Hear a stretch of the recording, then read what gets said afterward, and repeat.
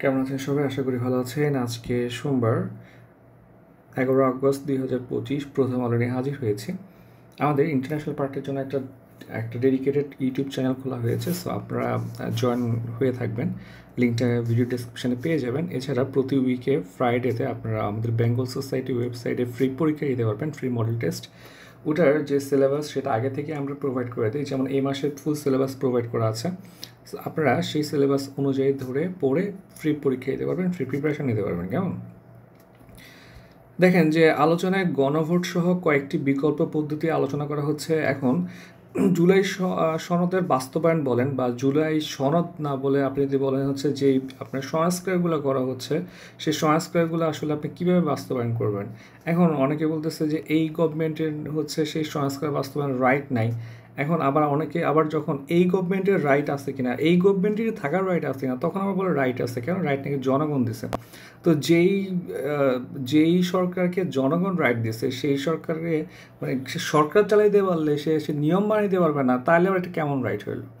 Actually ফ্যাক্টটা যেটা চলে আসে যে আপনি এই গভর্নমেন্ট যেহেতু আসছে, একটা বিশাল একটা একটা ক্যাওটিক সিচুয়েশন ছিল যেখানে প্রচুর প্রাণহানি ঘটছে। তো সংস্কারগুলো কিছু সংস্কার হচ্ছে গণভোটের মাধ্যমে করে ফেলার যথেষ্ট যৌক্তিক আর কি। মানে আপনি যদি বাস্তব মানে কিছু সংস্কারের প্রস্তাব দিয়ে চলে গেলেন, প্রস্তাব তো প্রতিদিনই টকশোতে আলোচনা হয়, লেখালেখি হচ্ছে ফেসবুকে বা পেপারে, লাভ নেই আর কি। এটা হচ্ছে মেন ইস্যু। যাই হোক, এখন আসলে সবাই গা বাঁচানোর অবস্থায় চলতেছে। বিনিয়োগে চাই স্থিতিশীল নীতি। এটা খুবই গুরুত্বপূর্ণ, কিন্তু অনেক আলোচনা হয় যে বিনিয়োগে আপনাকে অবশ্যই কিছু স্থিতিশীল এবং হচ্ছে পার্মানেন্ট কিছু নীতি রেডি করা লাগবে। আপনি যেমন ব্যবসা বা হচ্ছে ইপিজেট এইসব জায়গাতে, কিংবা হচ্ছে অ্যাসিজেট, এগুলোতে যদি আপনি প্রতিদিন 1 বছরের মধ্যে যখন আপনি শুধু নীতি চেঞ্জ করবেন, তখন ইনভেস্টমেন্ট আসবে না।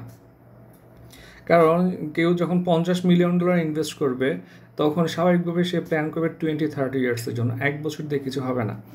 আর পাশাপাশি আপনার রাজনৈতিক স্থিতিশীলতা, এরপরে আপনার ফুয়েল, ট্রান্সপোর্টেশন, ইলেকট্রিসিটি, এগুলো খুব ম্যাটার করে।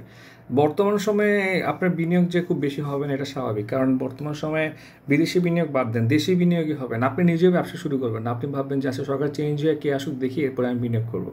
সো কিছু সাইকোলজি আছে ইনভেস্টমেন্টের পিছনে, যারা বিবিএ পড়ছেন তারা হয়তো ব্যাপারটা ডিটেলস জানেন আর কি। এখন মোট ভোটার 12,61,00,000-এর বেশি।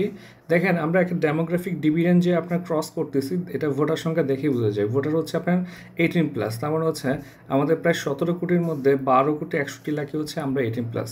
এটা কিন্তু একটা বিশাল বড় ফ্যাক্ট, আমরা এটা কাজে লাগাতে পারতেছি না, সেটা হচ্ছে ব্যাপার।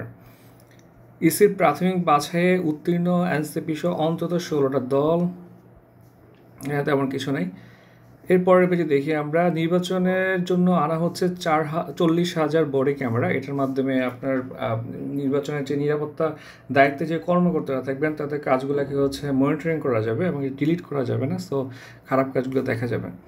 ডেঙ্গুতে চলতি বছরে 101 জনের মৃত্যু। এটা কিন্তু মানে মানে এখনও কিন্তু বছর শেষ হয় না, এখন মাত্র জুলাই শেষে অগাস্ট চলতেছে, আজকে 11 তারিখ, এর মধ্যে 101 জন মারা গেছে, বিশাল বড় একটা সংখ্যা।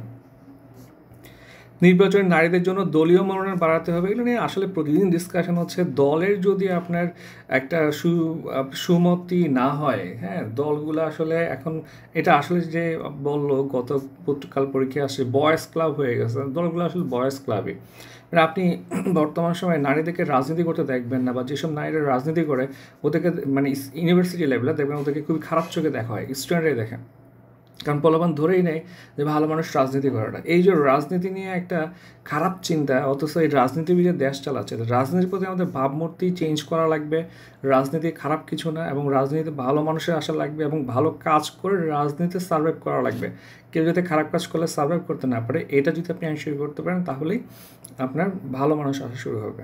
ইন্টারন্যাশনাল আমরা আরেকটা ভিডিও করব, দেখেন 6 নম্বর পেজে, এখানে তেমন কিছু নাই। আচ্ছা, 7 নম্বর পেজে দেখেন, রাজধানী সরকার বদলালে বৈষম্য কমে না। বৈষম্য আসলে বিশাল বড় একটা টার্ম, হ্যাঁ, বৈষম্য কমাও কঠিন। 80% যন্ত্রপাতি দেশেই উৎপাদন সম্ভব, চিকিৎসা সরঞ্জাম। এই যে আমি আজকে এটা নিয়ে একটা একটা আর্টিকেল লিখলাম যে বাংলাদেশের সবচেয়ে বড় সমস্যা হচ্ছে, যেমন ইন্ডিয়াতে মোদি যখন ইউএসএ 50% ট্যারিফ বসায় দিছে তখন ইন্ডিয়া বলছে যে আমরা দেশীয় পণ্য উৎপাদন করব, দেশে বিক্রি করব, বাজার ডাইভার্সিফাই করব। তার মানে দেশীয় পণ্যের প্রতি ওরা সবসময় একটু কি উৎপাদন এবং হচ্ছে বিপণন ব্যবহারের প্রতি বেশি জোর দেয়, যেটা হচ্ছে আমাদের মানুষ দেয় না এবং আমার রাজনীতিবিদরাও দেয় না। বা আপনি রিসেন্ট টাইমে দেখেন শুল্ক বাড়ানো নিয়ে আমাদের একজন উপদেষ্টা বলেন যে দেশের আপনার উৎপাদন ডাইভার্স করা লাগবে, কিংবা হচ্ছে দেশের পণ্য বেশি কোয়ালিটিফুল হওয়া লাগবে। আমরা দেশীয় পণ্য ইউজ করি, আমরা মানে যে পণ্যটা হচ্ছে আমরা দেখেন এক্সপোর্ট করি, কেন করতে হচ্ছে আমাদের ইম্পোর্ট বেশি, এক্সপোর্ট বেশি কেন করতে হচ্ছে আমাদের ইম্পোর্ট বেশি। তো ইম্পোর্ট বেশি কেন, আমরা বিদেশি পণ্যের প্রতি বেশি ডিপেন্ডেন্ট। দেশি সেটা দেশে উৎপাদন করা যাচ্ছে না কেন, বা দেশেরটা সেটা উৎপাদন করা হইলেও আমরা ইউজ করতেছি না কেন। আমি আপনার চেয়ার কিনতে গিয়ে দেখি বাজারে চেয়ারগুলো হচ্ছে আপনার চাইনিজ, চেয়ার বানাতে বা চীনে যাওয়া লাগবে, মানে চীন থেকে আমদানি করতে হচ্ছে কেন, প্রতিটা প্রোডাক্ট কেন চীন থেকে আমদানি করতে হচ্ছে আপনাকে? এত বছর ধরে আমরা কী করছি? ওকে, এটা নিয়ে আমি বিশাল বড় একটা আর্টিকেল লিখছি আমার ব্লগে, আপনারা হয়তো অনেকে পড়ছেন। আমি এটা নিয়ে ওই যে ইন্টারন্যাশনাল সব একসাথে ভিডিও বানাবো। এরপর দেখেন 9 নম্বর পেজে তেমন কিছু নাই। দেখেন হারুনসহ পলাতক 40 পুলিশ কর্মকর্তার পদক প্রত্যাহার করা হয়েছে। 10 নম্বর দেখেন খেলাপি কারখানা কিনে চালুর উদ্যোগ আকিজ বশির গ্রুপের, খুবই ভালো একটা উদ্যোগ, মানে আমার খুবই ভালো লাগছে ব্যাপারটা। এবং আমি এটা নিয়ে অনেকদিন বলতেছিলাম, যারা আপনার যে কারখানাগুলো লোন নিয়ে মালিক জেলে থাকার কারণে বিভিন্ন কারণে হচ্ছে কারখানা বন্ধ, লোনগুলো খেলাপি হয়ে যাচ্ছে। এইগুলা আপনি যদি কারখানা বন্ধই রাখেন তাহলে খেলাপি ঋণ হচ্ছে আবার অ্যাক্টিভ কেমনে হবে, পারফর্মিং কেমনে হবে? অবশ্যই এটাকে আপনার অ্যাক্টিভ করা লাগবে। আর আপনি শত শত কারখানা বন্ধ করে ফেললে সেখানে কর্মরত যে মানুষগুলো আছে, ধরেন হচ্ছে আপনার লেবাল শ্রেণীর মানুষগুলো, তারা খাবে কি? ঠিক আছে, সো দেশে কিন্তু ক্রাইম বেড়ে যাবে। সো ওগুলাকে হচ্ছে জাতীয়করণ করেন, নয়তো কোনো একটা সিস্টেমে অ্যাক্টিভ আপনার পারফর্মিং করাই লাগবে।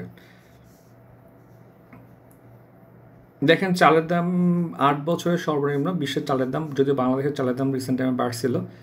ওকে, ইন্টারন্যাশনাল পার্টটা আমরা পরে পড়বো একটা একক ভিডিওতে, এখানে তেমন কিছু নাই। আচ্ছা, দেখেন শেষ পেজে 5.5 বছরে সড়কে গেছে 37,000 মানুষের প্রাণ, বিশাল বড় একটা সংখ্যা। গাজীপুরের সাংবাদিক হত্যা, আরও একজন গ্রেপ্তার, পাওয়া যায়নি মুঠোফোন। এ হচ্ছে আজকের প্রথম আলো। সবাইকে অসংখ্য ধন্যবাদ।